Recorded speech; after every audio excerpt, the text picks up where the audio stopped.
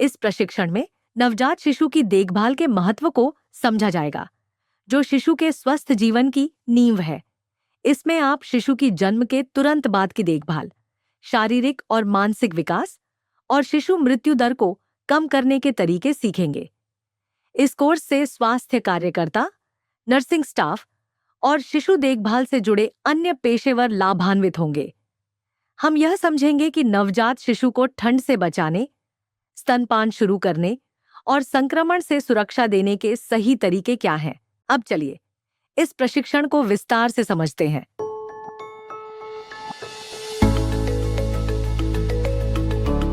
नमस्कार, मैं doctor Jyotsna Srivastava.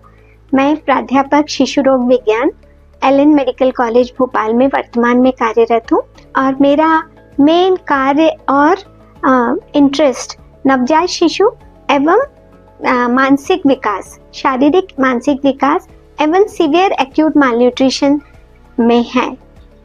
Module 1 नवजात देखभाल, महत्व और आंकड़े। इस मॉड्यूल में आप नवजात शिशु की देखभाल के महत्व और भारत एवं मध्य प्रदेश के स्वास्थ्य आंकड़ों के बारे में जानेंगे। मॉड्यूल 2 जन्म की तैयारी और सुरक्षित प्रसव। इस मॉड्यूल में आप सुरक्षित प्रसव की तैयारी, ANC विजिट्स और हाई रिस्क प्रेगनेंसी की पहचान करना सीखेंगे। मॉड्यूल 3 जन्म के तुरंत बाद की देखभाल। इस मॉड्यूल में आप जन्म के तुरंत बाद की जाने वाली आवश्यक देखभाल जैसे स्किन टू स्किन कांटेक्ट और डिलेड कोड क्लैंपिंग के बारे में समझेंगे। मॉड्यूल 4 वार्म चेन, नवजात को गर्म रखना। इस मॉड्यूल में आप नवजात को हाइपोथर्मिया से बचाने और वार्म चेन की अवधारणा को विस्तार से समझेंगे। मॉड्यूल 5 तापमान जांच और कंगारू मदर केयर। इस मॉड्यूल में आप शिशु का तापमान लेने की सही विधि और कंगारू मदर केयर KMC के बारे में सीखेंगे। मॉड्यूल 6 श्वसन जांच और स्तनपान की शुरुआत। इस मॉड्यूल में आप नवजात की श्वसन दर की जांच करने और स्तनपान की सही शुरुआत के महत्व को जानेंगे। मॉड्यूल 7 स्तनपान, जुड़ाव और पर्याप्तता। इस मॉड्यूल में आप स्तनपान के लिए सही जुड़ाव, गुड अटैचमेंट और दूध की पर्याप्तता के संकेतों को पहचानना सीखेंगे। मॉड्यूल 8 संक्रमण से बचाव के तरीके। इस मॉड्यूल में आप नवजात को संक्रमण से बचाने के तरीकों और WHO द्वारा बताए गए 6 क्लीन्स के बारे में जानेंगे। मॉड्यूल 9 आंख और नाल की देखभाल। इस मॉड्यूल में आप नवजात शिशु की आंखों और गर्भनाल, अम्बिलिकल कॉर्ड की सही देखभाल करना सीखेंगे। मॉड्यूल 10 प्रसवोत्तर वार्ड में देखभाल।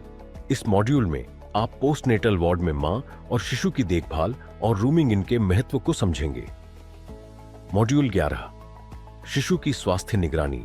इस मॉड्यूल में आप शिशु के वजन की निगरानी, पर्याप्त दूध के संकेत और पीलिया, जॉन्डिस की जांच के बारे में जानेंगे। मॉड्यूल 12 खतरे के लक्षण और छुट्टी की तैयारी। इस मॉड्यूल में आप नवजात में खतरे के लक्षणों की पहचान करने और अस्पताल से छुट्टी की तैयारी के बारे में सीखेंगे। मॉड्यूल 13 बीमार नवजात का परिवहन।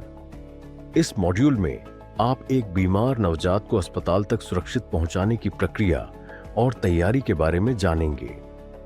चलिए अब हम पहले मॉड्यूल को विस्तार से समझते हैं।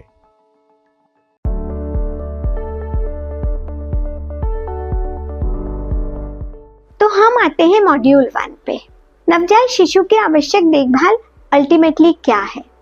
आप यह मान के चलिए कि जन्म के तुरंत बाद और नवजात काल में इस आवश्यक देखभाल का बच्चे के सर्वाइवल, उसके जिंदा रहने पे फर्क पड़ता है। और ये मान के चलिए हम माँ को सिर्फ एक जीवित बच्चा नहीं देना चाहते, वह मानसिक एवं शारीरिक रूप से पूरी तरह से नॉर्मल हो, सक्षम हो। इसलिए इस देखभाल का असर इन चीजों पर भी पड़ता है। इसलिए हमें यह जानना बहुत ही आवश्यक है। अतः हम 2 बारे में बात करेंगे कि जन्म के तुरंत बाद हमें क्या करना है और आगे भी हमें सामान्य देखभाल में क्या क्या करना है। आइए हम थोड़ी सी बात करते हैं कि अल्टीमेटली हम नवजात शिशु के बारे में इतनी चिंता क्यों करते हैं। हमारे आंकड़े मध्य प्रदेश के क्या हैं और भारत के आंकड़े क्या हैं। हमारी जो डिलीवरी हम चाहते हैं सारी माताएं किसी अस्पताल में ही प्रसव कराएं, तो मध्य प्रदेश ने काफ़ी अच्छा प्रदर्शन किया है और हमारे यहाँ की जो प्रोत्साहन नीति है उससे 91% बच्चों का जन्म अब हमारे अस्पतालों में या किसी भी हेल्थ पोस्ट पर ही हो रहा है, जबकि भारत का एवरेज 89% है। यह किसी भी स्किल्ड या ट्रेन वर्कर के द्वारा 89% है, जो नेशनल एवरेज के बराबर है। हमारे यहाँ पे मध्य प्रदेश में प्रत्येक 10 में से 9 माताएं एक न एक बार एएनसी विजिट करती हैं और 58% माताएं मिनिमम 4 विजिट तो कर ही लेती हैं और भारत का एवरेज मिनिमम 4 का 70% है। अनफॉर्चुनेटली हमारी न्यूबॉर्न डेथ रेट इज 29 और भारत की 25 है। ये देखने में तो 4 नंबर लगता है, किंतु जब हम इसको करोड़ों में आंकते हैं तो यह बहुत बड़ा नंबर हो जाता है। इसी तरह से 42 शिशु मृत्यु दर है, जबकि राष्ट्र की शिशु मृत्यु दर 35 है। यह NFHS 5 के आंकड़े हैं। इसमें ये मान के चलिए नवजात शिशु की केयर तो हम काफ़ी अच्छे से करने लगे हैं, इसलिए आंकड़े में अंतर कम है, किंतु उसके आगे शिशु मृत्यु दर पे हमें काफ़ी काम करना पड़ेगा। इसलिए यहाँ पे जो गलतियाँ हो जाती हैं नवजात शिशु की, वही आगे चल के शिशु मृत्यु दर का कारण बनती हैं। काफ़ी माताएं 74% माताएं बच्चे को सिर्फ अपना दूध पिलाती हैं, किंतु जन्म के तुरंत बाद अब स्तनपान शुरू करने में हम काफ़ी पीछे हैं। सिर्फ 41% बच्चों में हम तुरंत स्तनपान शुरू कर पाते हैं और 19.5% बच्चे हमारे जन्म से कम वजन के होते हैं, अर्थात उनका जन्म पे वजन 2.5 किलो से कम होता है।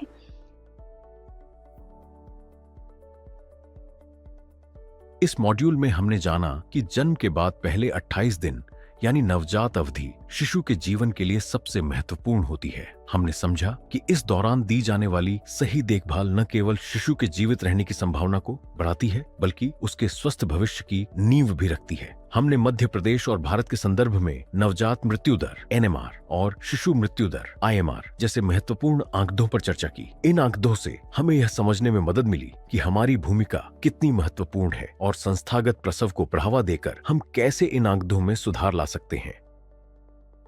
चलिए अब बढ़ते हैं अगले मॉड्यूल की ओर।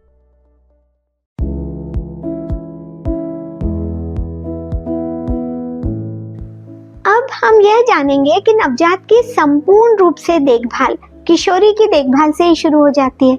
आप अच्छी तरह जानते हैं कि एक स्वस्थ किशोरी ही एक स्वस्थ स्त्री बनेगी और स्वस्थ स्त्री ही स्वस्थ माँ बन सकती है। अतः किशोरावस्था में भी माँ किशोरी का उचित टीकाकरण, जिसमें टेटनस का एक टीका आता है और यदि पॉसिबल हो तो सर्वाइकल कैंसर का टीका भी उसको लगा लेना चाहिए।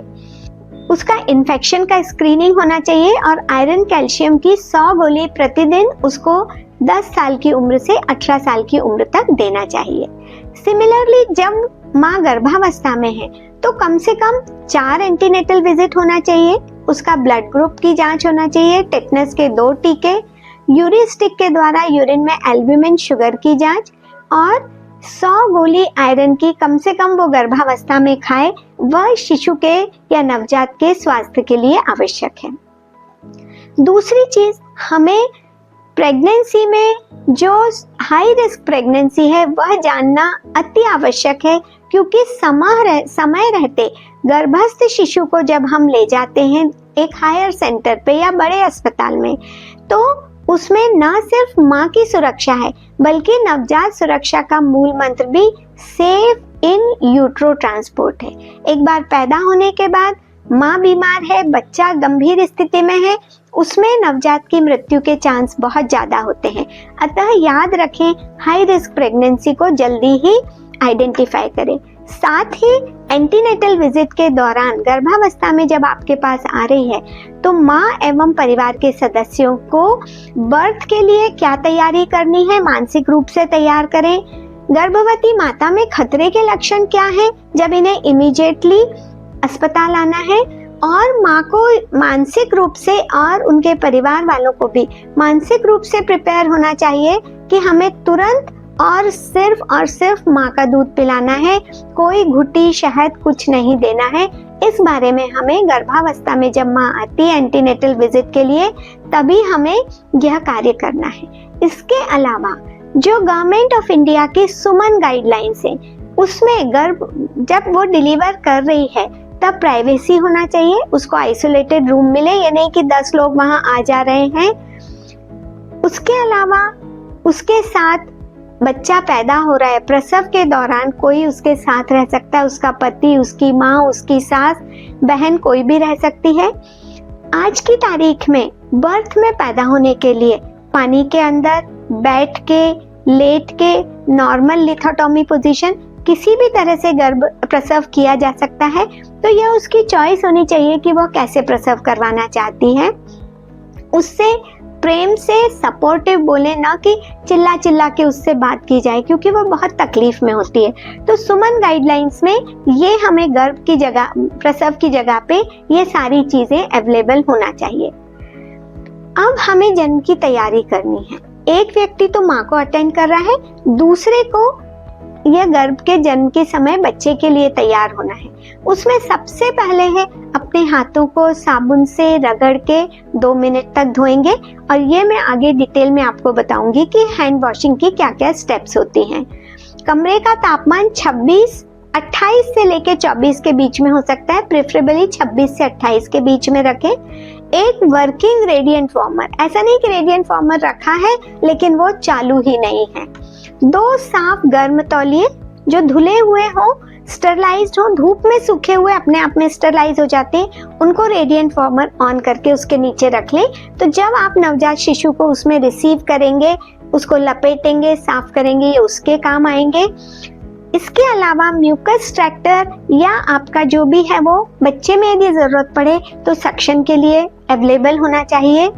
पुनर्जीवन के लिए कई बार बच्चे सांस नहीं ले पाते, तो हमें यदि पुनर्जीवन उन्हें देना है या रिससिटेट करना है, उसके लिए बैग एंड मास्क अवेलेबल होना चाहिए जो कि फंक्शनिंग कैपेसिटी में हो, आप उसको देख लें। उसके साथ छोटे बच्चों के लिए 0, प्रीमेच्योर बच्चों के लिए या टर्म न्यूबॉर्न के लिए 1 साइज का मास्क होना चाहिए। ऑक्सीजन या तो सेंट्रल सप्लाई हो या आपके पास सिलेंडर हो या ऑक्सीजन कंसंट्रेटर हो, कुछ भी चीज अवेलेबल होना चाहिए। विटामिन के और उसको लगाने के लिए 26 नंबर की नीडल और 1 cc सिरिंज होना चाहिए, और उसकी वजन लेने के लिए एक मशीन होना चाहिए, स्टेथोस्कोप होना चाहिए उसकी हार्ट साउंड सुनने के लिए, और कमरे में एक घड़ी का होना जरूरी है जिससे हम जन्म का समय और जब हम हार्ट रेट और श्वसन जांच रहे हैं तो हमें, जिसमें एक आर्म हो सेकंड्स की।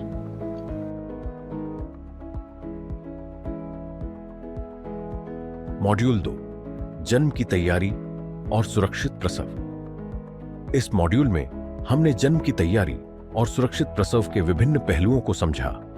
हमने देखभाल की निरंतरता के सिद्धांत पर ध्यान केंद्रित किया, जो किशोरावस्था से शुरू होकर गर्भावस्था और प्रसव के बाद तक चलती है। हमने उच्च जोखिम वाली गर्भावस्था, हाई रिस्क प्रेगनेंसी की पहचान करने के तरीकों को सीखा ताकि समय पर सही देखभाल दी जा सके। साथ ही हमने सुमन दिशा निर्देशों के तहत सम्मानजनक प्रसव देखभाल के महत्व को जाना और प्रसव कक्ष को तैयार करने के व्यावहारिक कदम जैसे हाथ धोना, कमरे का तापमान सही रखना और जरूरी उपकरणों को तैयार रखने की प्रक्रिया को विस्तार से समझा। चलिए अब बढ़ते हैं अगले मॉड्यूल की ओर।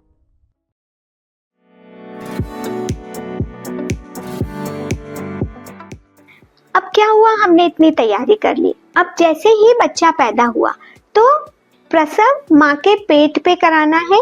बच्चे को लेके आप प्रोन पोजीशन में रखेंगे, उसकी गर्दन एक तरफ करेंगे, स्किन टू स्किन कांटेक्ट में बच्चा गर्म रहता है और जोर से जन्म का समय पुकारना है। और आप साथ में यदि बच्चे का सेक्स भी बता दें तो बहुत अच्छा होगा, और कोई दूसरा व्यक्ति समय और सेक्स दोनों चीजों को पुकार के कह सकता है। सेक्स से पता चल जाएगा बाहर भी कि क्या हुआ है, बेटा या बेटी। और समय से हमें इसलिए जरूरी है, जन्म पत्री के लिए नहीं, हम कितने मिनट में बच्चे को क्या केयर कर रहे हैं, क्योंकि बच्चे के श्वसन के लिए हमें उसके कब उसका श्वसन हो रहा है नहीं, मैं इसके बारे में आगे बात करती हूँ। तो हमें जैसे हमने माँ के ऊपर रखा बच्चे को, हम उसको पोंछ रहे हैं, उसी समय हम देख लेंगे कि बच्चा रो रहा है या सांस ले रहा है कि नहीं ले रहा है। यदि बच्चा नहीं रोया या सांस नहीं ले रहा है तो हमें तुरंत रिससिटेशन या पुनर्जीवन की प्रक्रिया करनी है। इस मॉड्यूल में मैं ये पुनर्जीवन की प्रक्रिया कवर नहीं करूंगी, इसके लिए अलग से एक मॉड्यूल रहेगा। यदि बच्चा रो रहा है तो हम रिलैक्स हो जाएं और हम तुरंत नाल को काटने की जल्दी नहीं करें। नाल को जब उसका धड़कना बंद हो तो 1 से 3 मिनट के अंदर हम उसको काट सकते हैं। जैसे ऊपर आ गया, हमने देखा बच्चा रो रहा है, हमने नाल को क्लैंप कर दिया, काट दिया, तो हम तुरंत ही उसके साथ साथ बच्चे को गर्म कपड़ा जो हमने ऑलरेडी रखा था उससे सूखा करें और बच्चे को माँ की छाती पे रखें और दूसरे गर्म कपड़े से हम ले आए, पोंछ के वो गीला कपड़ा हटा देंगे और दूसरे कपड़े से हम बच्चे को माँ की छाती पे रखेंगे और इस कपड़े से हम उसको कवर कर देंगे। अब बच्चे की आंख को गीला निकलता है सिक्रीशन से, एक स्टेराइल कपड़े से बच्चे की आंख अंदर से बाहर की तरफ पोंछ के हटा देंगे, दूसरी आंख को भी कर देंगे और इस समय बच्चा देखने लगता है तो हम तुरंत ही स्तनपान की शुरुआत करेंगे। अब हमने कॉर्ड तो काट ली, अब हमें ये देखना है कि कॉर्ड में से ब्लीडिंग तो नहीं हो रहा, क्योंकि हमें टाइट कॉर्ड बांधना है, तो कम से कम वहां से देख ले कि कितना हमें उसको टाइट करना है। यह देखने के बाद हम बच्चे को जो भी आइडेंटिटी बैंड अवेलेबल है उस पे माँ का नाम, baby of so and so, समय, वजन एवं सेक्स, ये वाला आइडेंटिटी बैंड लगाएंगे। बच्चे के सिर पे कैप लगाएं और बच्चे को और माँ को एक में हमने रैप कर दिया, कैप लगा दी और एक चादर से माँ और बच्चे दोनों को ही ढक देंगे। इसी समय हमें बच्चे को एक विटामिन K1 का इंजेक्शन लगाना है। यदि वजन 1000 ग्राम से ज्यादा है तो 1 मिलीग्राम और 1000 ग्राम से जन्म का वजन कम है तो 0.5 मिलीग्राम लगाना है। साथ ही ये देख लें कि बच्चे में कोई विजिबल जन्मजात विकृति तो नहीं है, क्या नीला तो पूरे समय नहीं है, हार्ट में कोई प्रॉब्लम है, उसका लैट्रिन का रास्ता बना है, ओंठ कटे फटे तो नहीं है, सिर एब्नॉर्मल, इस तरह कोई भी जन्मजात विकृति की जांच करें और बच्चे का वजन करें।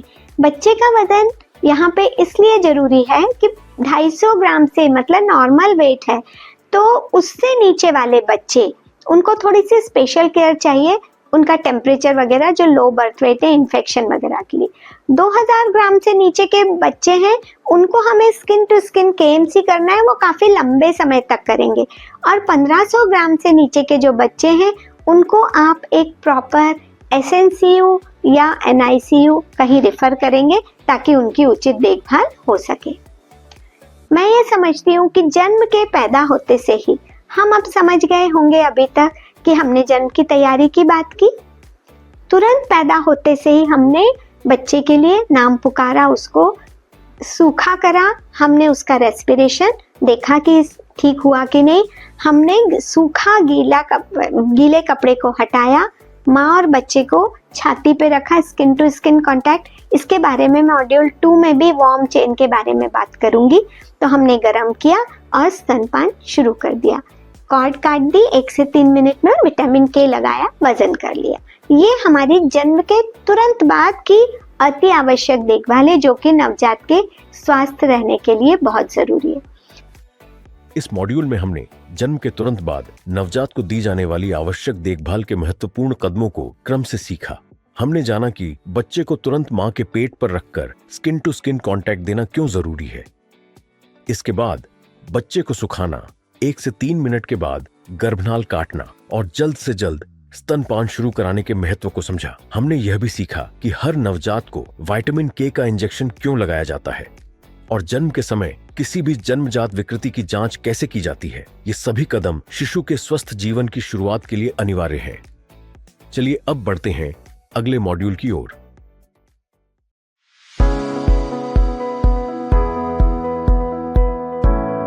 जैसा मैंने बताया कि हमारी जो अब पैदा हो गया, उसने सांस भी ले ली, हमने उसको गर्म भी कर दिया, स्तनपान शुरू कर दिया, लेकिन यहाँ पे कहानी खत्म नहीं होती है।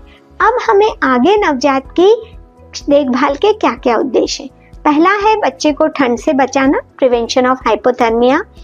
दूसरा, हमें उसने सांस ले ली लेकिन तुरंत के बाद भी 10 से 15 मिनट के बाद क्या उसको सांस लेने में कोई परेशानी हो रही है, ये हमें देखना है और उसके अकॉर्डिंग काम करना है। हमने जो स्तनपान वहां शुरू कर दिया वो एक अटैचमेंट हो गया, लेकिन अब उसको हमें चालू रखना है, स्तनपान को कंटिन्यू करना है और ब्रेस्ट फीडिंग होती रहे। नहीं तो कोई आया, उसने अरे अभी तक दूध कहाँ आएगा, पानी पिला दिया, किसी ने ऊपर का दूध दे दिया, अरे ओम लिख दो शहद पे मीठा बोलेगा, ये सारी चीजें ना हो, इसका हमें ध्यान रखना है। हमें बच्चे को इन्फेक्शन से बचाना है। नवजात में इन्फेक्शन बहुत जल्दी हो जाता है, उसकी स्किन पतली होती है, हमारे गंदे हाथ से भी नवजात में इन्फेक्शन हो सकता है, तो हमें इन्फेक्शन से बचाना है। इसके अलावा हमारे रूटीन आँख की कॉर्ड की केयर और विटामिन के और डिटेक्शन ऑफ डेंजर साइन, ये सारे नवजात पीरियड में हमें इन सब चीजों को देखना है। तो हम बात करते हैं प्रथम उद्देश्य की। नवजात को ठंड से बचाना है और गर्म रखना है। Warmth, we have to provide warmth. हम बोलते हैं give a warm welcome to newborn, है ना। गर्म, हम किसी के घर जाते हैं तो कैसे गर्म जोशी से, तो इसी तरह से नवजात को भी गर्म जोशी देना है, ठीक है। क्यों होता है ऐसा? क्योंकि बच्चा गीला था। अंदर माँ के पेट में हमारा टेम्परेचर कितना 35-36 है बॉडी टेम्परेचर, वो बाहर निकला 26 डिग्री है और कई बार तो ठंड के दिनों में 20-22 डिग्री है। ऐसी परिस्थिति में गीला है, सब तरफ से उसका तापमान उड़ने लगता है और यह तेजी से गिरना लगता है। यदि हम इस समय बच्चे को ठंड से नहीं बचाएं तो वह बीमार हो सकता है और कई बार उसकी ठंड से मृत्यु भी हो सकती है। इसके लिए बच्चे का प्रसव माँ के पेट पे कराएं। गर्म से गर्म में ही बना रहेगा तो उसमें हाइपोथर्मिया कम होगा। उसको तुरंत सूखे कपड़े से पोंछना है और कॉर्ड कट होने के बाद उसको माँ के छाती के बीच में रखना है, स्तन के बीच में। यहाँ मैं आपको दिखाऊंगी जब नवजात शिशु आ रहा है, बाहर आया और हम उसको एक ठंडी सतह पे रख देते हैं, या पहले जैसे हम एक ट्रे यूज करते हैं, अब हम क्या बोलते हैं गर्म कपड़े में रिसीव करो। यदि हम उसको ठंडे कपड़े या ठंडी सतह में लेते हैं तो वह उससे कांटेक्ट में आके कंडक्शन के द्वारा उसका हीट लॉस होता है। उसके अलावा जो ठंडी हवा आ रही है वो उसके शरीर से गर्मी ले जाती है कन्वेक्शन मेथड से। वो गीला है तो पानी जब उड़ता है, हम गर्मी में क्या करते हैं मुंह धो लेते हैं, उससे क्या होता है कि वो उड़ता है तो हमें गर्मी कम हो जाती है। तो बच्चे के शरीर का पानी भी उड़ रहा है तो इवापोरेशन से उसका हीट लॉस हो रहा है और ठंडा कमरा है तो बिना किसी माध्यम से भी जो हीट लॉस होता है उसको हम रेडिएशन। तो जो हीट लॉस के 4 तरीके हैं, उन चारों तरीके से बच्चा अपने शरीर का तापमान लूज करता है और वो बहुत जल्दी बीमार हो सकता है। इसलिए हमें बच्चे के लिए उसको गर्म रखने का बहुत ज्यादा ध्यान रखते हैं। इसलिए मान के चलें कि जब तक बच्चा माँ से चिपका हुआ है तब तक वह ठंडा नहीं होगा। जब हम बच्चे को गर्म और साफ चादर से ढक देते हैं तो उसका टेम्परेचर मेंटेन रहता है। और इसी के लिए जब बच्चा पैदा होता है तो जो हमने माँ की छाती के बीच में रखा है उसको स्किन टू स्किन कांटेक्ट कहते हैं। यह 1 घंटे तक अनइंटरप्टेड, मतलब 1 घंटे तक बिना किसी व्यवधान के बच्चे को माँ की छाती के बीच में रखना है। और उसी समय बच्चा एक्टिव है, वो उसमें रिफ्लेक्स भी होता है दूध पीने का, वह इधर उधर माँ का स्तन खोजता है तो तुरंत ही स्तनपान शुरू करें। जन्म के समय गाढ़ा पीला दूध जो उसको गर्मी भी देगा, माँ का ब्रेस्ट मिल्क का टेम्परेचर भी एक गर्म दूध रहेगा और कोलेस्ट्रम भी रहेगा तो जो उसको इन्फेक्शन से भी बचाएगा। इस तरह से जन्म होने से लेके नवजात शिशु को छुट्टी होने तक और इवन घर में भी लगातार गर्म रखने की श्रृंखला को वार्म चेन कहा गया है, जिसका कंपोनेंट क्या क्या है। नंबर 1, गर्म का कमरे का तापमान गर्म होना चाहिए 26 से 28 डिग्री। यदि हम कोई भी इंटरवेंशन कर रहे हैं, जैसे हम सक्शन कर रहे हैं और हमने ऑक्सीजन दी, हमने उसको पॉजिटिव प्रेशर वेंटिलेशन दिया, तो वो सारे इंस्ट्रूमेंट साफ और गर्म होना चाहिए। जन्म के बाद बच्चे को तुरंत सूखा करेंगे तो हमारी कंडक्शन और रेडिएशन वाली चीजें रुक जाएंगी। स्किन टू स्किन कांटेक्ट में रखना है, स्तनपान करना है, वजन लेना और साफ करना हम उसको स्थगित कर सकते हैं, हम बाद में भी कर सकते हैं। बच्चे को समय के अनुसार, बहुत गर्मी है तो बहुत ज्यादा कपड़े नहीं, तब भी आप उसके सिर को ढकेंगे। ठंड है तो एक फलालेन का थोड़ा गर्म कपड़े से ढकेंगे, गर्मी है तो हम सूती कपड़े से, किंतु बच्चे का सिर जरूर ढकेंगे और उसको 1 या 2 लेयर में कपड़ा पहनाएंगे। माँ और बच्चे को साथ में रखेंगे, अलग अलग करने की जरूरत नहीं है। और बच्चे को और माँ को जब हम पोस्टनेटल वार्ड में ले जा रहे हैं या बच्चा सिक है तो मैटरनल नियोनेटल यूनिट में ले जा रहे हैं, तब भी हम उसको KMC पोजीशन या स्किन टू स्किन कांटेक्ट में ही ले जाएंगे, ठीक है। और सबसे बड़ा कंपोनेंट है वार्म चेन का कि आपके समस्त स्वास्थ्य कर्मियों, जो भी बच्चे को डिलीवर कर रही है, गायनेकोलॉजिस्ट और paediatrician, nurses, health worker, class हमारे हेल्पर स्टाफ, सब में इन कंपोनेंट के बारे में जागरूकता पैदा करना है।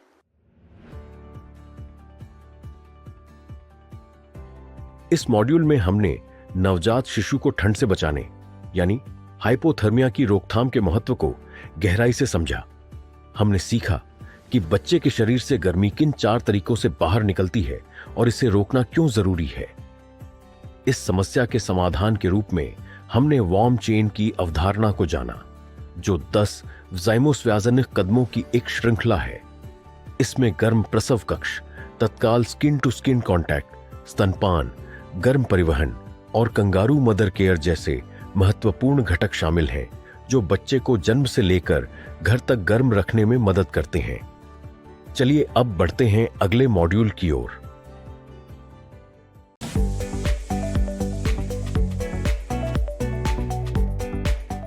कभी हमें बच्चे को पास में माँ के भी रख रहे हैं तो स्किन टू स्किन नहीं है जब, तब हमें इस तरह से बच्चे को कवर करना है, जिसमें आप देख रहे हैं एक चौकोर कपड़ा है, उसमें ऊपर का हिस्सा मोड़ के एक हाथ दबाते हुए आप ऐसे कपड़ा लाएंगे, फिर नीचे से ऊपर लाके उसको लॉक करेंगे और तीसरा कपड़ा ऐसे, और चौथा उसका जो कैप बना है तो उससे कैप तरह से उसको कवर करेंगे। और यह कब जरूरी है, ये सारी पोजीशन में हम कब करेंगे, और ये ध्यान रखिए कि कब बच्चा ठंडा हो सकता है।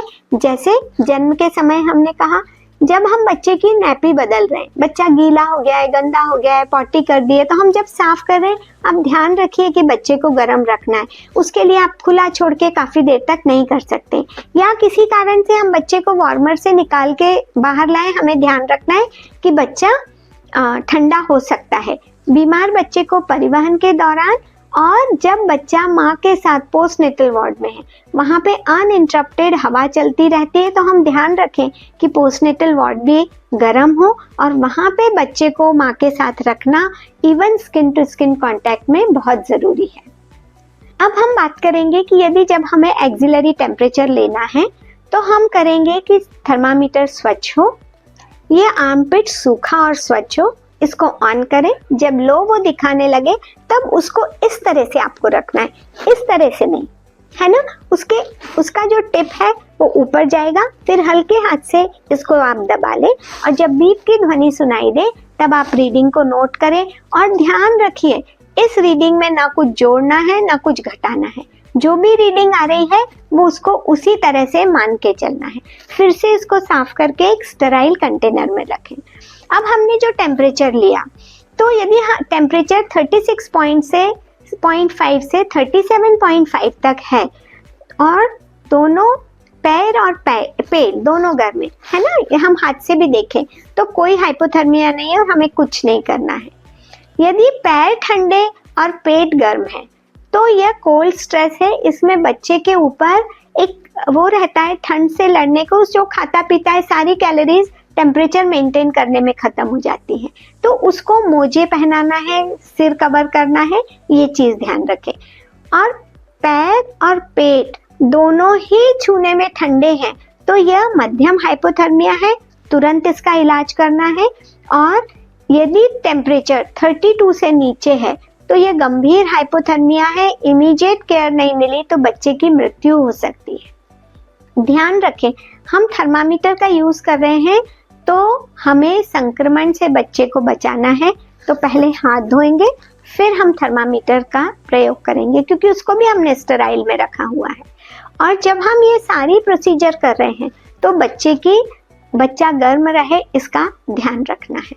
ठीक है, ये टैक्टाइल में जो मैंने बताया था वही चीजें, इसमें बस इतना है कि गर्मी के दिनों में चूंकि हम एक उष्णकालीन प्रदेश और कंट्री है, तो कभी कभी बच्चों में थोड़ा डिहाइड्रेशन या बहुत ज़्यादा 40 डिग्री या उससे ऊपर टेम्परेचर होता है, तो बच्चे में हाइपरथर्मिया भी हो सकता है, तो उसके बारे में डॉक्टर से सलाह जरूर ले लें। ठीक है, स्किन टू स्किन कांटेक्ट में बहुत डिटेल टॉपिक है, ये ध्यान रखें, इसको त्वरित कंगारू मातृ देखभाल या कंगारू मातृ देखभाल देते हैं। क्या होता है, जब कंगारू माँ बच्चे देती है, बिल्कुल छोटे छोटे 500 ग्राम के बच्चे होते हैं, वो क्रॉल करके उसके बने पाउच में चले जाते हैं जहाँ पे वो गर्म रहते हैं, और वहाँ पे उसके मेमोरी ग्लैंड होती है जिनसे दूध बनता है, वो पी के और इतने स्वस्थ होके बाहर निकलते हैं। उसी चीज को हमने त्वरित कंगारू मातृ देखभाल के रूप में किया है कि बच्चे को माँ के स्किन कांटेक्ट में रखेंगे। ठीक है, और त्वरित से मतलब है कि बच्चा पैदा हो तभी उसको वहां पे रख देंगे, और यदि हमें माँ को बीमार बच्चा है, रिससिटेशन की जरूरत पड़ी, तो हम उसको MNCU मतलब मैटरनल नियोनेटल केयर यूनिट में, जहाँ माँ की देखभाल भी होगी, बच्चे का कोई जरूरत है, फोटोथेरेपी देना है, वो सारी उसी पोजीशन में हम उसको वहाँ ले जाएंगे। इसमें क्या करना है कि ये कंडीशन त्वरित मातृ देखभाल में हम बच्चे को या कोई सरोगेट, माँ यदि बहुत सिक है, सिजेरियन हुआ है, तो सरोगेट से मतलब दादी, नानी, पिता, कोई भी व्यक्ति उसको स्किन टू स्किन कांटेक्ट में रखेंगे, और ये एक शुरुआत हम 2 घंटे के अंदर कर देंगे। ठीक है, और हमारा टारगेट होगा कि 24 घंटे में से 20 घंटे तक बच्चा स्किन टू स्किन कांटेक्ट में रहे। इससे क्या होगा, बच्चे और माँ में बॉन्डिंग होती है, सभी तरह से उसके सेंस, नाक में माँ की स्मेल आती है, दूध की स्मेल आती है, माँ बोलती है वो सुनाई देता है, तो उसके सारे सेंस ऑर्गन डेवलप होते हैं, और साथ ही माँ में एक जो इमोशनल होती है उसका लैक्टेशन इंप्रूव होता है, और बच्चा वहीं के वहीं ब्रेस्ट फीडिंग भी कर सकता है। ठीक है, और इसमें जो IKMC है उसमें यह प्रोविजन है कि बच्चे को CPAP देना है, कोई ड्रग देनी है, इन सबको भी हम उसी परिस्थिति में भी दे सकते हैं। ठीक है, उसके लिए बच्चे को अलग रख के NICU में भर्ती करने की जरूरत नहीं है। कई सारी मेडिकल कंडीशन हम IKMC में भी दे सकते हैं, और यह कंगारू मातृ सुरक्षा घर में भी कंटिन्यू की जा सकती है।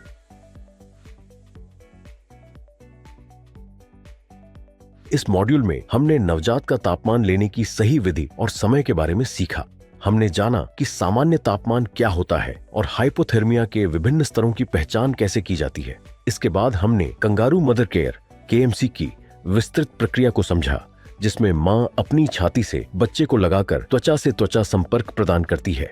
हमने त्वरित KMC IKMC के लाभों पर भी चर्चा की, जो कम वजन वाले शिशुओं के लिए विशेष रूप से फायदेमंद है, और इसे लागू करने के सही तरीकों को सीखा।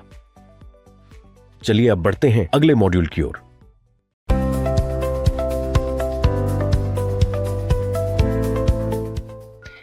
दूसरा उद्देश्य मैंने कहा था कि हमें सांस, है ना, यह जरूरी है बच्चा जन्म के तुरंत बाद ही सांस ले, और यह सांस लेना, पहला जो श्वसन होता है वो बड़ी जोर से लेना पड़ता है, क्योंकि हमारे लंग में पानी भरा होता है, उस पानी को निकालना है, और अब हमारे लंग्स को फूले हुए रहना है। इसलिए ईश्वर ने दिया है, बच्चा जोर से रोता है जिसमें काफी तेजी से सांस अंदर आती है, तो जन्म के बाद और इवन उसके कुछ घंटों बाद तक, 24 घंटे बाद तक हमें श्वसन का आकलन लगातार करना है।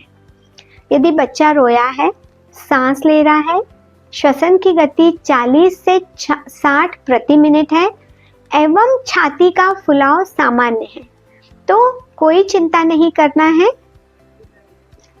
तो यदि उसका फुलाव सामान्य है, दोनों तरफ इक्वली सांस ले रहा है, तो हमें कुछ करने की जरूरत नहीं, बच्चा सामान्य है। किंतु पैदा होने के बाद या इवन पोस्टनेटल वार्ड में 24 घंटे के अंदर यदि वो सांस रुक रुक के ले रहा है, गैस्पिंग है, इस तरह से ले रहा है, तो तो हमें पुनर्जीवन प्रक्रिया को शुरू करना है और यह सिमिलर होती है हर परिस्थिति में, किंतु जन्म के 1 मिनट के अंदर हमारे पास पुनर्जीवन प्रक्रिया या आर्टिफिशियल कृत्रिम श्वास देना शुरू कर देना है। इस 1 मिनट को स्वर्णिम मिनट कहा जाता है, क्योंकि यदि हम 1 मिनट में उसका रेस्पिरेशन आर्टिफिशियल ही सही कृत्रिम रूप से भी शुरू कर देते हैं तो उसके ब्रेन और इसको कोई डैमेज, अन्य ऑर्गन को कोई डैमेज नहीं होता है। ठीक है, ये बात यह ध्यान रखना जरूरी है कि जो भी स्टाफ आपका बच्चे के जन्म के समय उपलब्ध है उसको यह ट्रेनिंग जरूरी है लेना, जो पुनर्जीवन की प्रक्रिया की, और सिर्फ प्रशिक्षित स्टाफ ही दें। अन्यथा जोर जोर से बच्चे को पटकना, पैरों को पेट में घुसा देना, पीटना पीठ पे, यह सब बच्चे को डैमेज ज़्यादा करती है बनिस्बत उसके स्मूथ ट्रांजिशन के। ठीक है, अतः यह ध्यान रखें कि हमें उसके श्वसन पे ध्यान देना है। तीसरा उद्देश्य जो हमें नवजात के बाद की बात कर रहे हैं उसमें हम क्या है, जैसा मैंने आपको बताया, स्तनपान की शुरुआत करना है और उसको लगातार बनाए रखना है। सिर्फ हमने वहाँ पे प्रसव कक्ष में उसको माँ के आंचल से लगा दिया और बाद में हम भूल गए, बाद में ऊपर चम्मच से दूध पिलाने लगे, ऐसा नहीं है। हमें उसको लगातार जारी रखना है। प्रसव कक्ष में ही स्तनपान शुरू कर देंगे और प्रथम गाढ़ा दूध जिसे कोलोस्ट्रम कहते हैं उसको वो खराब नहीं होता। कई दादी नानी उसको खराब समझ के फेंक देती हैं, वह तो एक पोषण का खजाना है और शिशु का प्रथम टीकाकरण है, उसको जरूर देना है। माँ बच्चे को दिन भर में 24 घंटे में 8 से 10 बार स्तनपान कराए और इसके लिए माँ और बच्चे का लगातार एक साथ रहना बहुत जरूरी है। माँ जिस भी परिस्थिति में कंफर्टेबल है ना, उस परिस्थिति में वह स्तनपान करवा सकती है, कुर्सी पे, बिस्तर पे, जमीन पे लेटकर, है ना। और इसके लिए सबसे जरूरी है किसी भी प्रकार का घुट्टी या दूध, चाय कुछ नहीं देना है। बच्चा भूखा होता है, उसमें रिफ्लेक्स होता है, वह आंचल तुरंत पकड़ लेता है। यदि हम इस तरह की चीजें देते हैं तो फिर वह आंचल नहीं पकड़ पाता है। और जब हम एक बार में स्तनपान करते हैं तो तब तक स्तनपान कराएं कि जब तक वह स्वयं न छोड़ दे। तो उससे क्या होगा, जब उसका पेट भर जाएगा तो वह स्तन छोड़ेगा, या स्तन खाली हो जाएगा तब भी वह स्तन छोड़ेगा। तो दोनों परिस्थिति में आप बच्चे को दूसरे स्तन पे स्तनपान शुरू करें। यदि वो भूखा होगा तो ले लेगा, नहीं होगा तो अगली बार के स्तनपान में उस दूसरे स्तन से शुरुआत करेंगे। इस मॉड्यूल में हमने जन्म के बाद नवजात के 2 सबसे महत्वपूर्ण कार्यों, सांस लेने और दूध पीने पर ध्यान केंद्रित किया। हमने स्वर्णिम मिनट यानी जन्म के बाद पहले मिनट के महत्व को समझा, जिसमें बच्चे की श्वसन क्रिया का सही आकलन करना और जरूरत पड़ने पर सहायता प्रदान करना शामिल है। इसके अलावा हमने जन्म के 1 घंटे के भीतर स्तनपान शुरू करने की अनिवार्यता को जाना। हमने मां के पहले गाढ़े पीले दूध, जिसे कोलोस्ट्रम कहते हैं, के अद्भुत फायदों और मां के लिए दूध पिलाने की सही और आरामदायक स्थितियों, पोजिशनिंग के बारे में भी विस्तार से सीखा। चलिए अब बढ़ते हैं अगले मॉड्यूल की ओर।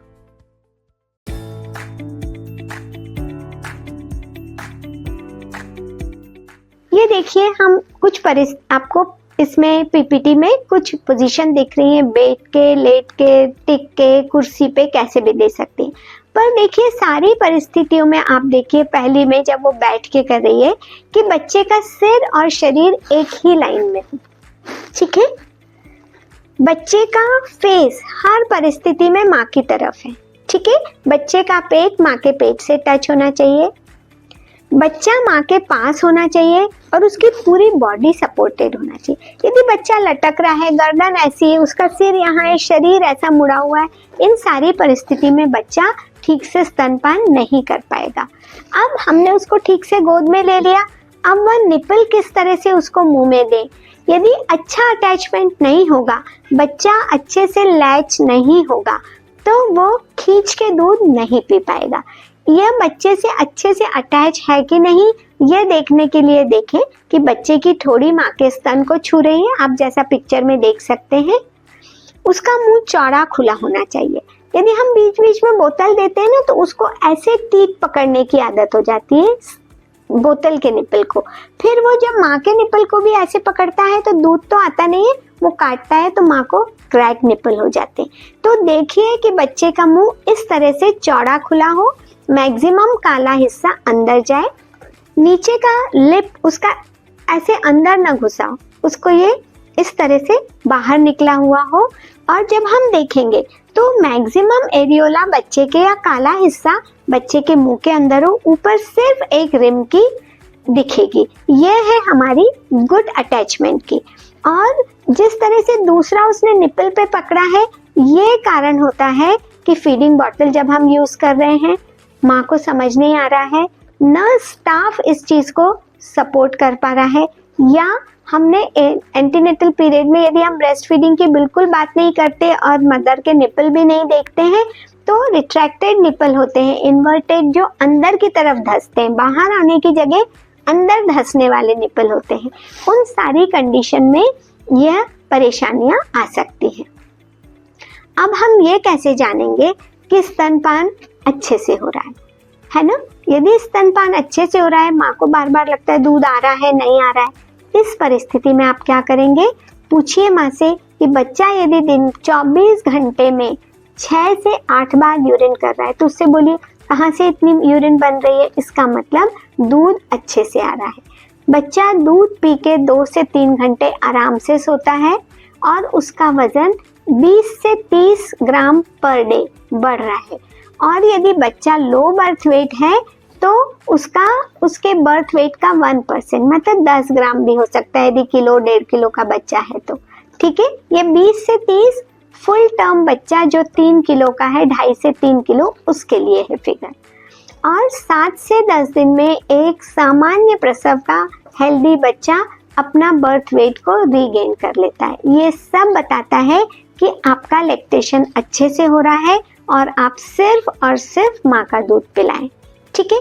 इसके साथ साथ ब्रेस्ट फीडिंग की कुछ परेशानियां होती हैं, जैसे इन्वर्टेड निपल हो, या जब बच्चा ठीक से अटैच नहीं हुआ तो उसने निपल पे काटा तो वो कट गए, सोर निपल्स, या जब समय से हम शुरू नहीं करते तो तीसरे दिन अचानक ही जब दूध बहुत सारा बन गया तो पूरे ब्रेस्ट टाइट हो जाते हैं और निपल भी ऐसे एरियोला भी फ्लैट हो जाता है क्योंकि वो बहुत भर गया। आप गुब्बारे में पानी भरेंगे, आप देखेंगे एंड में निपल बना रहता है, ठीक है ना। और जब उसमें बहुत पानी भर दो तो निपल गायब भी हो जाता है, टाइट हो जाता है, ब्रेस्ट एंगॉर्जमेंट हो जाता है, तो ये परेशानी आ सकती है। और यदि समय से दूध नहीं पिलाते हैं, दूध इकट्ठा रह जाता है तो ब्रेस्ट एब्सेस हो जाती है। इसलिए इन सब चीजों पे हम जरूर ध्यान देंगे।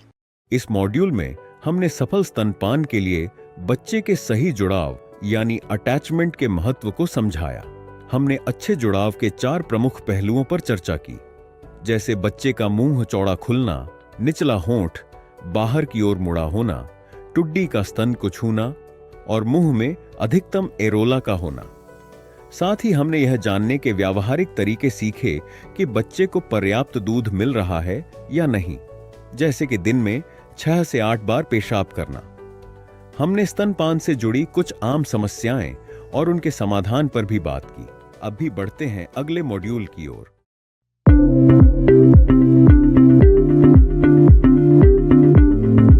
अब हम जो जन्म के समय या नवजात शिशु की देखभाल की बात कर रहे हैं, उसका चौथा उद्देश्य है संक्रमण से बचाव, ठीक है। यह मान के चलिए कि प्री मैच्योरिटी या जन्म के समय सांस न ले, उसके बाद सबसे बड़ा दुश्मन बच्चे का इन्फेक्शन ही होता है।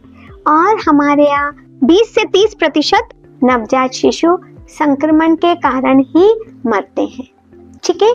नॉर्मली बच्चा पूरा स्टेराइल होता है जब माँ के पेट में होता है और उसमें कोई ऑर्गेनिज्म नहीं होते, किंतु पैदा होते से ही कुछ घंटे में वो एनवायरनमेंट के कांटेक्ट में आता है, लोगों के हाथ में कांटेक्ट में आता है और इस तरह से उसको इन्फेक्शन होने के चांसेस बढ़ जाते हैं।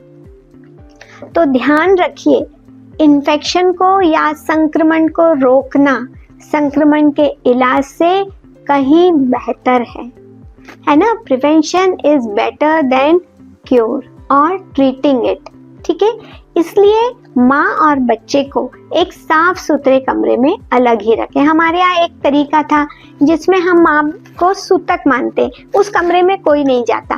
धीरे धीरे घर छोटे हुए तो हमने उसको इस तरह से बना लिया कि माँ को सबसे बुरे कमरे में रख दिया। नहीं, ये हमारा पुरातन तरीका था जिसमें माँ और बच्चे को सूतक में होने के कारण अन्य लोगों से नहीं मिलते थे तो इन्फेक्शन नहीं होता था। अतः माँ और बच्चे को एक आइसोलेटेड कमरे में अलग रखें, साथ में रखें जो हवादार हो, जिसमें धूप, रोशनी और हवा आती हो। यदि किसी व्यक्ति को एक्टिव इन्फेक्शन है, सर्दी खांसी है, दस्त लग रहे हैं, बुखार है, वो नवजात शिशु को उस कमरे में भी नहीं जाएगा और उसको छुएगा भी नहीं। कोशिश करें सिर्फ एक ही व्यक्ति जाए माँ के साथ उसकी मदद करने को, नानी हो, बुआ हो, मौसी हो, दादी हो, कोई भी, ठीक है। और जो भी व्यक्ति आता है, पिताजी भी बाहर से आते हैं तो वो पहले कपड़े बदले, हाथ धोए। जो भी बच्चे को छूता है उसको पहले हाथ धोना है और उसके बाद ही बच्चे को छूना है। अत्यंत सुगम तरीके में है, WHO द्वारा 6 क्लीन बताए गए हैं, उसका मैं आपको पिक्चर दिखाऊंगी। नवजात को छूने से पहले आपको हाथ धोना है, सिर्फ और सिर्फ माँ का दूध पिलाएंगे तो बीच में कहीं कुछ भी इन्फेक्शन नहीं आएगा, सीधा स्टेराइल मिल्क बच्चे के पेट में जाएगा। बच्चे को कम से कम लोग छुए और बच्चे को हवादार कमरे में रखें। बर्थ पे जो भी टीकाकरण बताया गया है वह दें और कोलोस्ट्रम पिलाने से एक नैसर्गिक टीकाकरण भी कंटिन्यू होगा। ये देखिए, ये 6 क्लीन्स WHO द्वारा बताए गए हैं जिसमें आपके बच्चे को जब आप डिलीवर कर रहे हैं या छू रहे हैं आपके हाथ साफ हो, माँ भी साफ हो, जहाँ पे डिलीवरी हो रही है वो सरफेस साफ हो, जिससे हम कॉर्ड काट रहे हैं वो काटने का औजार साफ हो, हम जो उस पे धागा बांधेंगे कॉर्ड के ऊपर वह स्टेराइल धागा होना चाहिए और कॉर्ड को खुला छोड़ दें, उस पे कुछ मत लगाइए, उसको हम बोलते हैं क्लीन कॉर्ड। ये 6 क्लीन हमें फॉलो करना है प्रत्येक प्रसव में। ये एक पिक्चर है जिसमें स्टेप्स बताई हैं कि ऐसे साबुन लेके आपको ऐसे करना है, उसके बाद आपको पीछे धोना है, मुट्ठी बांध के इस तरह से करना है, अंगूठे पे धोना है, उंगलियों के नख को ऐसे धोना है, ठीक है, ये आपको रिस्ट तक धोना है। फिर आप नल में बहते पानी में धोएंगे और उसके बाद हाथ को ऐसे रखेंगे। जब हम नवजात शिशु का टेम्परेचर ले रहे हैं, कोई भी प्रोसीजर कर रहे हैं डिलीवरी के पहले, हर समय, किंतु जब हम बच्चे को एक प्रसवोत्तर वार्ड में देख रहे हैं तब भी हमें ये 2 मिनट की जगह हम 30 सेकंड में ये प्रोसीजर को पूरा कर सकते हैं।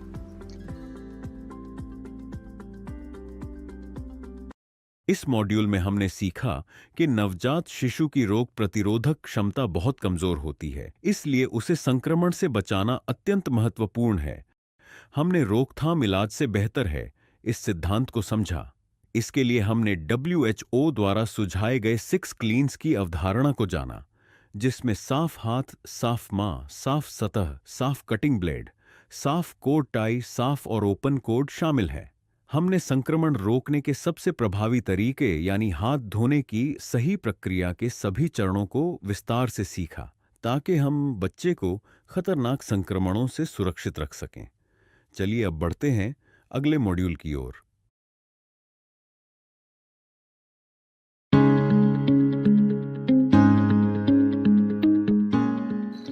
अब आती है देखभाल, और ये बहुत सामान्य प्रश्न है जो कि माँ पूछती है ना, कि बच्चों की आँख को क्या करें, अब नाल पे क्या करें, हम PNC वार्ड में क्या करेंगे और हम हाइजीन कैसे बना के रखें। इसमें एक भी है कपड़े कैसे पहनाएं, ठीक है। तो हम सबसे पहले आएंगे आँखों की देखभाल पे, है ना। माँ को सलाह दीजिए कि बच्चे की आँख में कुछ भी ना डालें। जब भी दिन में वो फ्री है तो हल्के हाथ से ये जो हिस्सा होता है इस पे हल्के हाथ से उसको गोल गोल घुमा के 5 से 7 बार घुमाए। जब भी दूध पिलाए तब वो उसको 5-6 बार ऐसे घुमा दे। काजल के प्रयोग में कोई बुराई नहीं है, किंतु काजल के प्रयोग से यह जो डक्ट होती है जिसको हम ऐसे हिला के साफ कर रहे हैं, तो इवन घर का बना काजल उस डक्ट को ब्लॉक कर सकता है और बच्चे में आंख से आंसू बहने की प्रॉब्लम हो सकती है। और जो सुरमा होता है उसमें सीसा होता है, यह सीसा बच्चे में विषाक्तता कर सकता है, इसलिए आंख में कुछ नहीं लगाएं। ठीक है, आंखें बड़ी अपने उसका जो ओरिजिनल शेप है उसी से होंगी। आंख काजल या सुरमा लगाने से आंखें बड़ी नहीं होती हैं। ठीक है, उसके बावजूद यदि आंख में से कीचड़ आ रहा है, आंख चिपक जाती है या लगातार पानी बह रहा है, तो आपको शिशु रोग विशेषज्ञ से परामर्श अवश्य करना है। कॉर्ड दूसरी चीज है जो बच्चे की नाल है। बच्चे की नाल को जैसा हमने बताया 1 से 3 मिनट के बाद क्लैंप करना है। उस पे एक डिसइंफेक्टेंट लगा दें और क्लैंप लगाएं, है ना। बेस से 2 से 3 सेंटीमीटर एक लगाएंगे और दूसरा 5 पे, इन दोनों के बीच में इसको कॉर्ड को काटें। और उसको बांधने के बाद भी उसमें खून तो नहीं बह रहा है, ये आपको देखना है। कटी हुई कॉर्ड को आपको उसके ऊपर कुछ भी नहीं लगाना है, इसको सूखा रखना है और इसको खुला छोड़ दें। देखिए आपको दिख रहा है इस पिक्चर में कैसे बांधना है और बीच में से कैसे काटना है और उसके बाद उसको खुला छोड़ देना है। उसको याद रखें डायपर या नैपी के अंदर ना आए। अब जब हमने कॉर्ड काटी है तो एक नज़र उस पे भी डाल लें। ये डॉक्टरों के लिए भी स्पेशल और नर्सेज भी देख सकती हैं। नॉर्मली कॉर्ड में 2 धमनियां होती हैं जो कड़ी होती है और एक ढीला सा, मतलब देखो आप मुंह जैसा दिख रहा है, 2 आंखें और एक मुंह चौड़ा सा ढीला सा है, यह उसकी वेन होती है, अम्बिलिकल वेन। ठीक है, ये मान के चलिए कि ये सब में होती है, किंतु यदि सिंगल आपको एक ही आर्टरी दिख रही है या सिंगल अम्बिलिकल आर्टरी है तो थोड़ा सा हमें उसको जांच करना है, क्योंकि कई बार सिंगल अम्बिलिकल आर्टरी अन्य दोषों से या तो ब्रेन में हो या उसके मूत्र सिस्टम में, कोई हृदय में इस तरह की एब्नॉर्मलिटी हो सकती है। तो हमें ये चीज ध्यान में रखनी है और उसको बाद में हमें देखना चाहिए। इस पे कोई तेल, दवा, कोई घरेलू नुस्खा नहीं लगाना है। और 4 से 10 दिन के बीच में नॉर्मली कॉर्ड जब गिर जाती है, हल्का सा खून आता है, वहाँ पे सिंपल नारियल का तेल लगा दें और कुछ नहीं। कृपया ध्यान रखें, इसके ऊपर कभी भी पाउडर का छिड़काव नहीं करें, वहाँ पे एक एब्नॉर्मल ग्रोथ या ग्रेन्युलोमा बन जाता है। आपको बच्चे को पैदा होने के बाद हमने इतना सब कर लिया, पर हमें 60 मिनट या 1 घंटे के बाद जब बच्चा थोड़ा स्टेबल हो गया है, हमें उसके मूवमेंट्स देखना है, हमें उसके स्किन का कलर देखना है और हार्ट, हेड सर्कमफ्रेंस, एंथ्रोपोमेट्री करना है, उसका वजन लेना है, सिर का माप लेना है और लंबाई लेना है। ये ध्यान रखिए कि बच्चा या तो आपके लेब प्रसव कक्ष के पास है या वो डिलीवरी रूम से बाहर चला गया, किंतु हमें उसकी सांस, उसका तापमान और उसका रंग हर 15 मिनट में देखना है, शुरू के 1 घंटे में, और उसके बाद बच्चे को 2 से 3 घंटे में इन तीनों चीज़ों के लिए जरूर देखना है, शुरू के 24 घंटे तक। तो हमने मॉड्यूल 2 में क्या क्या देखा, हम बच्चे को कैसे गर्म रख रहे हैं। गर्म रखना बहुत ज़रूरी है, क्योंकि ठंडा हुआ बच्चा वह मौत के मुंह में भी जा सकता है। दूसरी इम्पॉर्टेंट चीज़ क्या थी, हमें स्तनपान शुरू करना है और न सिर्फ शुरू करना है, इसको बनाए रखना है। ठीक है, तीसरी इम्पॉर्टेंट चीज़ थी कि हम उसको संक्रमण से कैसे बचाएंगे। तो उसकी छोटी छोटी सिंपल चीज़ें हैं जिसमें हम संक्रमण से बचा सकते हैं। उसके अलावा हमने देखा कि नॉर्मली हमें बच्चे की आँख की, उसके अम्बिलिकल कॉर्ड की और इन जनरल बच्चे की क्या देखभाल करनी है। शुरू में हम कितनी देर में बच्चे को देखें और उसके बाद हम बच्चे को 24 घंटे तक क्या क्या चीज़ हम उसकी सांस, रंग और तापमान को लगातार उस पर नज़र बनाए रखेंगे। स्तनपान शुरू हुआ है कि नहीं, बच्चे ने यूरिन मोशन कब किया है, यह हम लगातार मॉनिटर करेंगे। तो आइए अब हम चलते हैं मॉड्यूल 3 पे कि प्रसवोत्तर वार्ड या पोस्ट नेटल वार्ड में बच्चे की देखभाल हम कैसे करेंगे। अब शुरू का उसका 1 घंटा अच्छा निकल गया है, अब बच्चा वार्ड में आ गया है माँ के साथ। तो ये ध्यान रखिए, वहाँ से ठंडी या गर्म हवा लगातार ना आए, इसके लिए दरवाजे और खिड़कियों को बंद ही रखेंगे और कमरा गर्म होना चाहिए।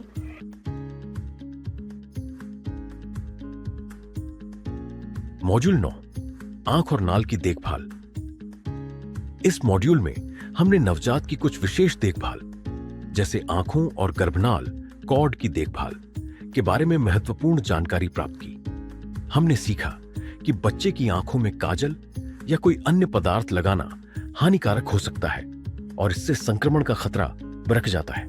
हमने गर्भनाल की देखभाल के 3 सुनहरे नियम सीखे, उसे सूखा, साफ और खुला रखना। इसके अलावा हमने जन्म के बाद शुरुआती घंटों में बच्चे की सांस, तापमान और रंग की नियमित निगरानी के महत्व पर भी जोर दिया ताकि किसी भी समस्या का तुरंत पता लगाया जा सके। चलिए अब बढ़ते हैं अगले मॉड्यूल की ओर।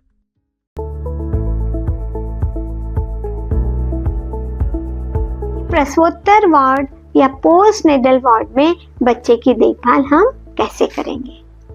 अब शुरू का उसका 1 घंटा अच्छा निकल गया है, अब बच्चा वार्ड में आ गया है माँ के साथ। तो ये ध्यान रखिए वहां से ठंडी या गर्म हवा लगातार ना आए, इसके लिए दरवाजे और खिड़कियों को बंद ही रखेंगे और कमरा गर्म होना चाहिए। कमरे का तापमान 26 डिग्री के आसपास होना चाहिए, ±2 डिग्री। ये मान के चलिए हम घर में भी रूम टेम्परेचर तो नहीं लगा रहे, ये मान के चलिए जो तापमान हमें थोड़ा सा गर्म लगे वह शिशु के लिए बहुत अच्छा है।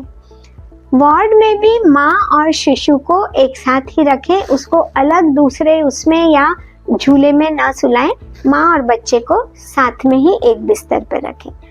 इस तरह की प्रक्रिया से माँ और शिशु के मध्य एक बॉन्डिंग बनती है।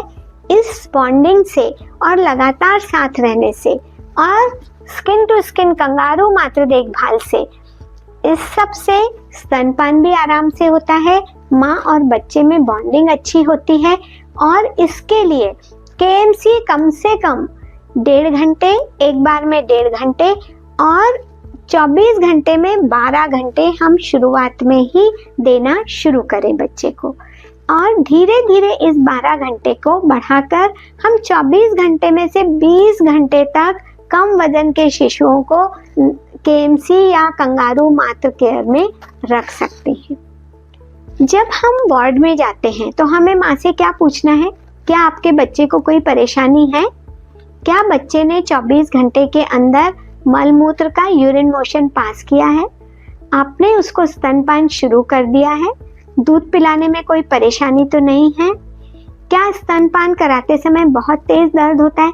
जब बच्चा निपल पकड़ता है, ये तेज दर्द इंडिकेट करता है कि उसका लगाव या अटैचमेंट ठीक नहीं है, क्योंकि जब वो निपल पे काटता है तो निपल बड़ा पेनफुल होता है। जब एरियोला पूरा चौड़ा मुंह करके लेता है तब स्तनपान में कोई दर्द नहीं होता, हल्का सा खिंचाव होता है किंतु दर्द नहीं।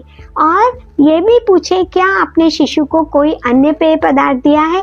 दिया है तो क्या, कैसे और क्यों दिया? आपको क्यों लगा कि कोई अन्य पदार्थ देना है माँ के दूध के अलावा? ये सारी चीजें आपको स्तनपान की परेशानियों को सॉल्व करने में मदद करेंगी। अब उसके अलावा ये बहुत सारे प्रश्न आपसे माँ पूछती है। रोता है बच्चा, हमारा बहुत रो रहा है, और रोना मतलब बच्चा भूखा है और हर बार माँ भी परेशान हो जाती है। किंतु यह चीज बताएं कि जीवन के पहले कुछ दिनों के दौरान बच्चा पूरा दिन भर सोता है और रात में वो खाली रहता है, उसको कुछ नहीं दिखता है, तो वो रात को जागता है और शोर करता है। बच्चा और कब रोएगा? जब वो भूख लगे, या वो गीला है, या उसको ठंड लग रही है, या वो एकदम इतने कवर्ड पेट में से बाहर आया, अब उसको लगता है मुझे कोई फिर से अंदर ले ले। तो जरूरी नहीं है भूखा है, वो सिर्फ उठ के गोदी में आना चाहता है तब भी रोएगा। तो ये सारी चीजें अनुभवी माँ हो या घर के बड़े लोग या नर्स आपको इन सारी कंडीशन से डिफरेंशिएट कर सकती है। ठीक है, कई बार बच्चे पेशाब करने के तुरंत पहले रोते हैं, पेशाब करते में शांत रहते हैं और बाद में गीले कपड़े के फील से भी वो फिर से रोने लगते हैं। यह किसी भी परेशानी का इंडिकेटर नहीं है।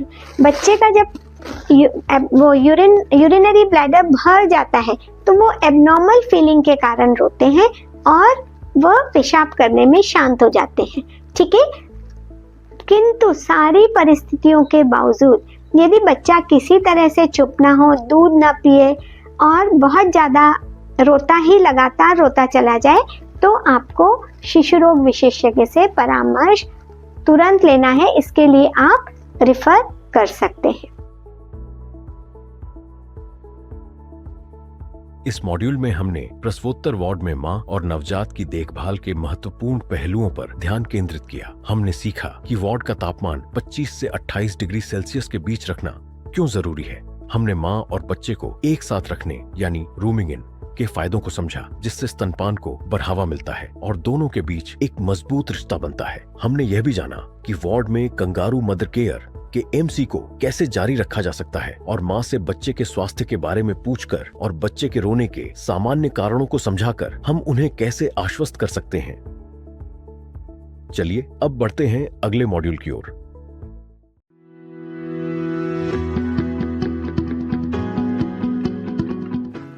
दूसरी चीज है, वजन हमें प्रतिदिन बच्चे का लेना है पोस्टनेटल वार्ड में। और जैसा मैंने पहले बताया था कि शुरू के कुछ दिनों तक बच्चे का वजन कम होता है, जो कि कुल वजन का 10% कम हो सकता है। जैसे 3 किलो का बच्चा है तो करीब उसका 10% मतलब 300 ग्राम तक उसका वेट लॉस हो सकता है और फिर 20 से 30 ग्राम बढ़ते हुए नॉर्मली 7 से 10 दिन में टर्म बेबी या पूर्ण समय के बच्चे में नॉर्मल हो जाता है और प्री टर्म बच्चे में 10 से 14 दिन में वह अपने जन्म के वजन को फिर से रीगेन कर लेता है, ठीक है। तो हमें वजन रोज देखना है। तीसरी चीज है, माँ हमेशा पूछेगी कि मेरा दूध ठीक से हो रहा है कि नहीं हो रहा है, यह पर्याप्त है कि नहीं है। तो हमें यह देखना है, यदि बच्चा 24 घंटे में 6 से 8 बार पेशाब कर रहा है तो यह एकदम नॉर्मल है, इसके लिए चिंता करने की कोई ज़रूरत नहीं। किंतु यदि एक दिन में, जैसा मैंने कहा ना आपको, टोटल 10% लॉस होता है किंतु 5% वजन एक दिन में ही लॉस हो जाए तो यह असामान्य है, ठीक है। 24 घंटे के अंदर 5% मतलब आज उसका वजन 3 किलो था, नेक्स्ट डे उसका 2.8 रह गया तो यह असामान्य है, ठीक है। साथ में आप छू के देखेंगे या थर्मामीटर से टेम्परेचर लेके देखें कि बच्चा गर्म है कि नहीं, उसके पैर और पेट दोनों गर्म है कि नहीं, और टेम्परेचर नापा है तो 36.5 से 37.5 के बीच में है कि नहीं, ठीक है। प्रतिदिन आप देखेंगे कि बच्चे में पीलिया तो नहीं है। हल्का पीलापन हर बच्चे में आता है, जो तीसरे दिन से दिखना शुरू होता है, 5वें दिन तक बढ़ता है और उसके बाद धीरे धीरे कम हो जाता है। पीलिया देखने के लिए उसको पीली लाइट में नहीं देखें, बाहर रोशनी में लाके, और आँख खोलने की कोशिश नहीं करें। उसको हल्का सा हिलाएंगे तो बच्चा अपने आप आँख खोल देता है, तब आप देखें कि उसको पीलिया तो आँख में या उसके चेहरे पे नहीं दिख रहा। किंतु 24 घंटे से पहले पीलिया दिखे या बच्चे के हाथ और पैर नीले पड़ जाएं, ये खतरे का एक लक्षण होता है, पीले पड़ जाएं, ठीक है। इसलिए इसको 2 बार दिन के लाइट में पीलिया को देखना बहुत जरूरी है।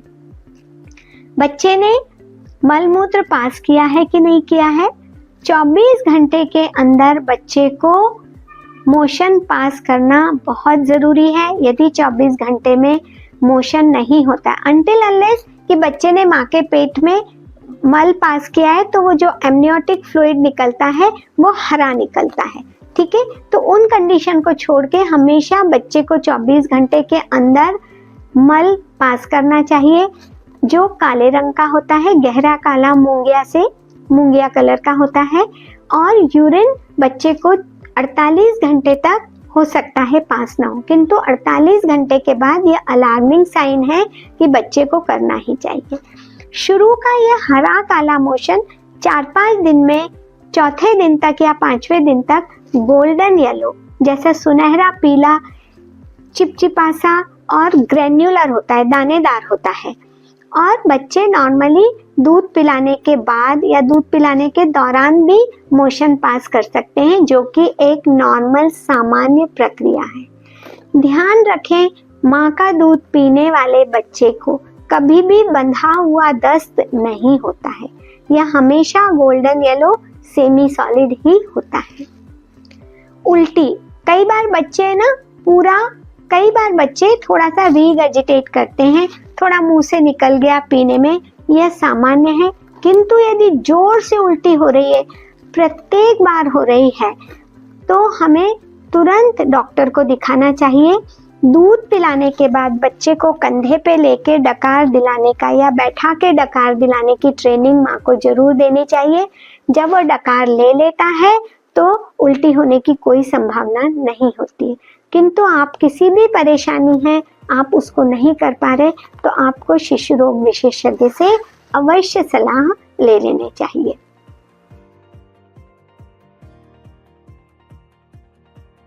इस मॉड्यूल में हमने प्रसवोत्तर वार्ड में रहते हुए शिशु के स्वास्थ्य की निगरानी करने के प्रमुख संकेतकों को समझा।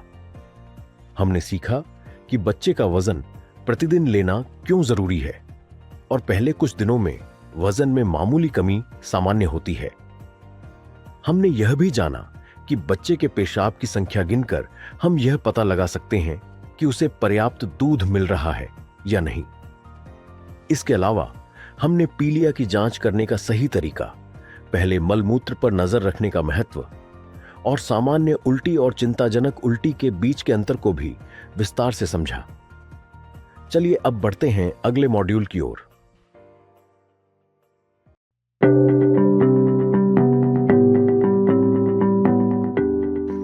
अब हमारे इस मॉड्यूल का एक और है कि बच्चे में खतरे के लक्षण क्या हैं।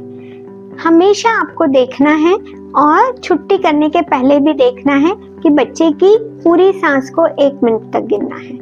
हार्ट रेट आप कम समय 15 सेकंड 10 सेकंड में गिन सकते हैं, 6 सेकंड में भी गिन सकते हैं, किंतु श्वसन दर हमेशा पूरे 1 मिनट में गिने, या यदि 60 या उससे अधिक है ये ठीक नहीं है।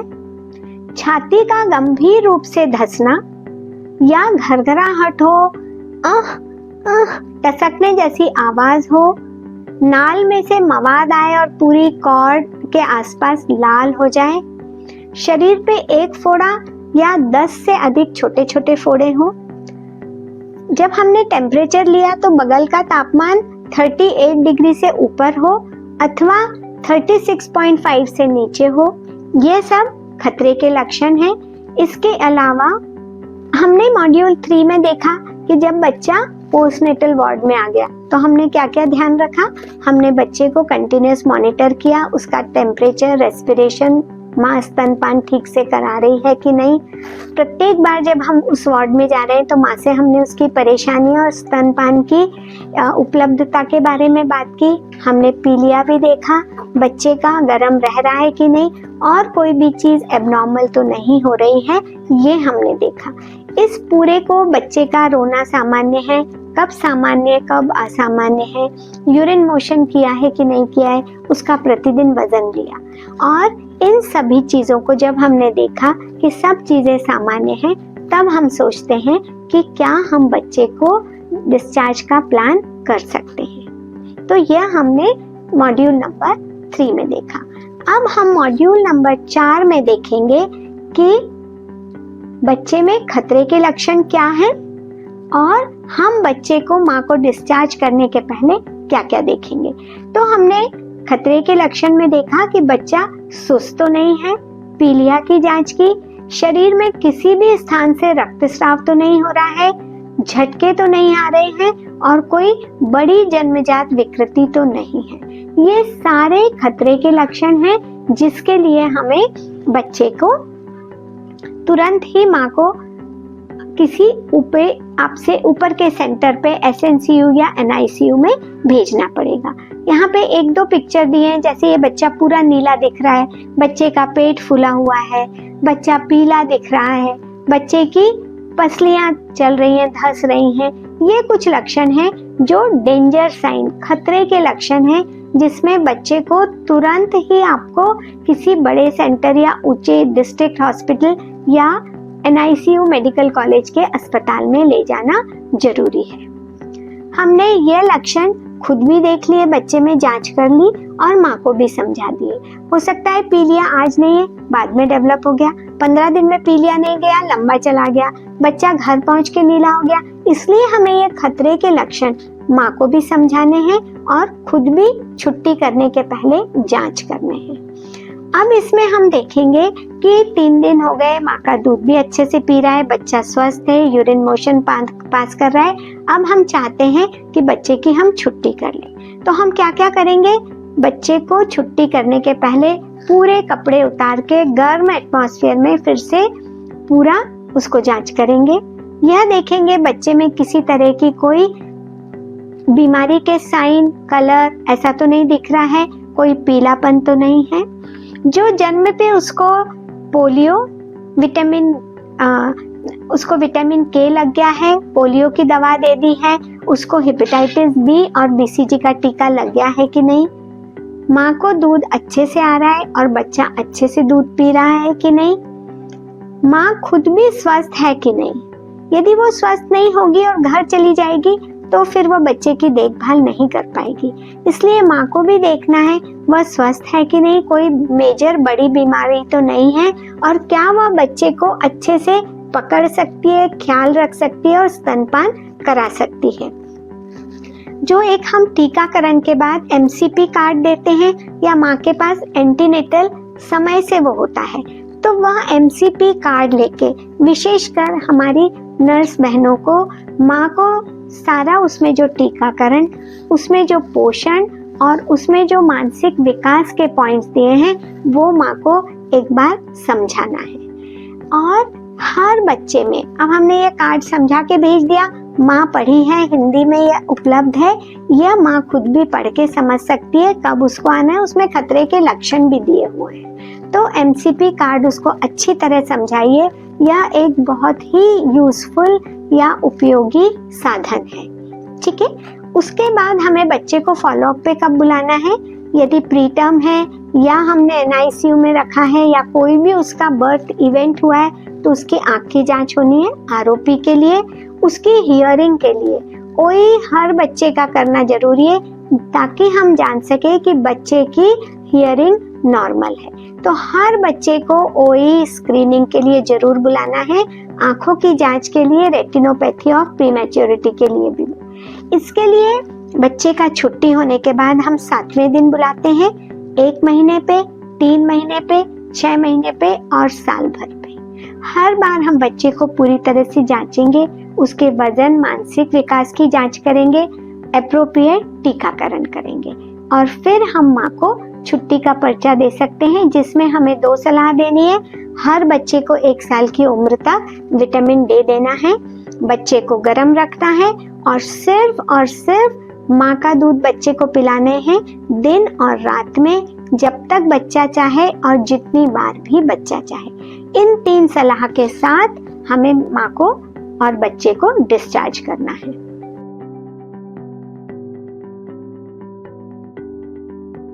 मॉड्यूल 12 खतरे के लक्षण और छुट्टी की तैयारी।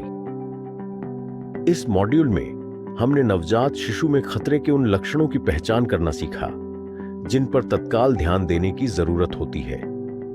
इन लक्षणों में तेज सांस चलना, छाती का ढसना, सुस्ती, दौरे पडेढ़ना या शरीर का ठंडा पडेढ़ना शामिल है।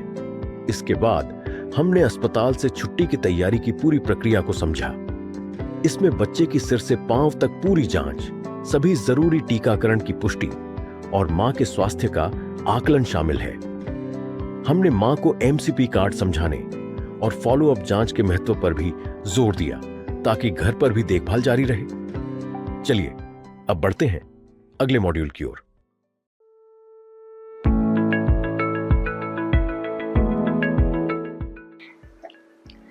कई बार होता है कि बच्चे को जन्म के उपरांत हमें या तो दूसरे हायर सेंटर रेफर करना है या घर में बच्चा था वो सीरियस हो गया, तो हमें ऐसे में नवजात शिशु का परिवहन कैसे करना है।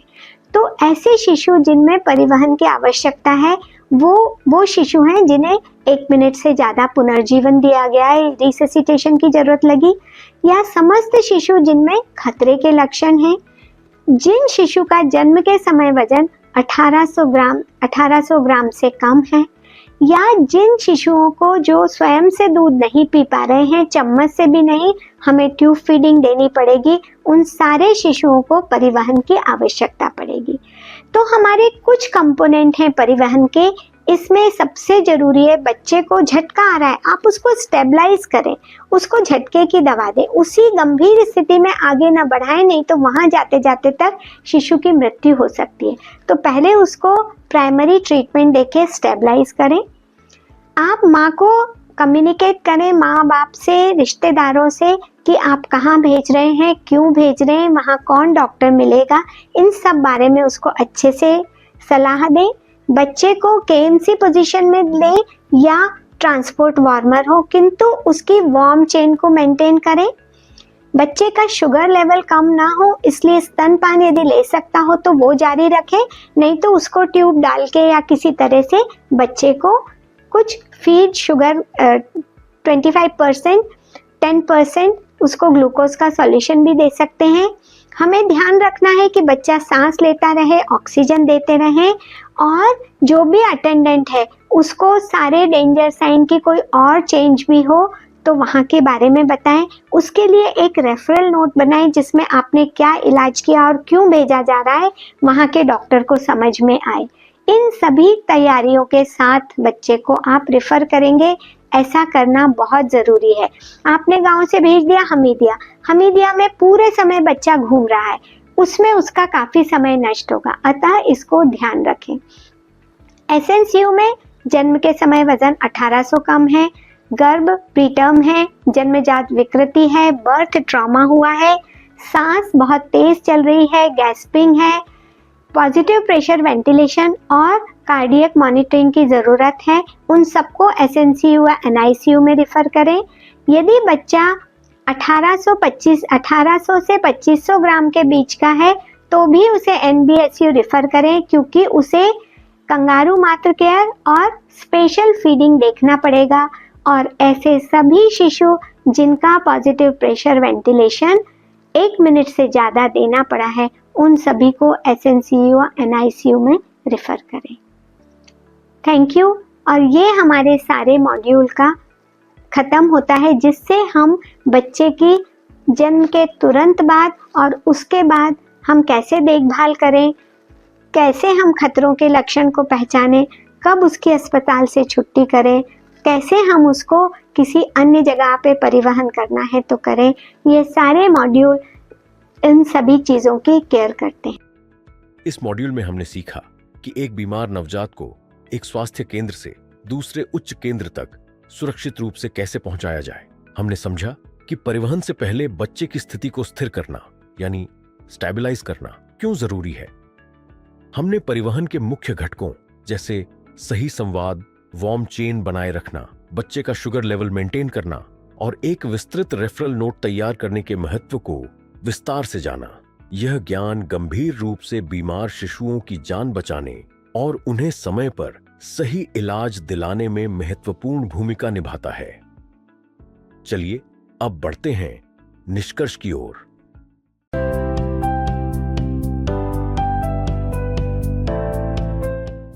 आशा करते हैं कि आपको इस मॉड्यूल से काफ़ी आपको अच्छा लगा होगा, आपको ज्ञानवर्धन हुआ होगा, और यह हमारे नवजात शिशुओं के न सिर्फ जान बचाएगा किंतु उन्हें भविष्य में एक मानसिक और शारीरिक रूप से स्वस्थ बालक के रूप में विकसित करने में मदद करेगा।